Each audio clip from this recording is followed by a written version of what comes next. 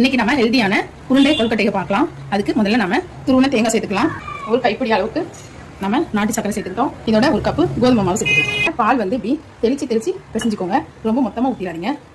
இப்படியே நீங்கள் ஒரு 30 நிமிஷம் ஊற விட்டணும். இது நல்லா ஊறட்டும். இது வாசனைக்காக நீங்கள் ஏலக்காய் பொடி சேர்த்துக்கலாம்.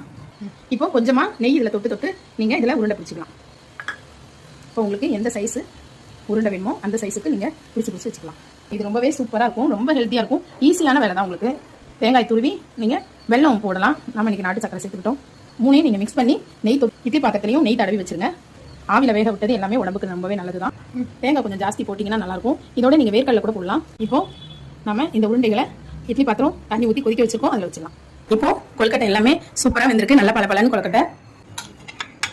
இப்போது ரொம்பவே அருமையான கோதுமை கொழுக்கட்டை. இது கோதுமை கொழுக்கட்டைனே சொல்ல முடியாது. அந்த அளவுக்கு ரொம்ப டேஸ்ட்டாக இருக்கும். சாப்பிடும்போது நெய் தொட்டு உருண்டை பிடிக்கிறதுனால இந்த பளபளப்பு நல்லாயிருக்கும். இதே மெத்தடில் இதே மாதிரி செஞ்சு கொடுங்க.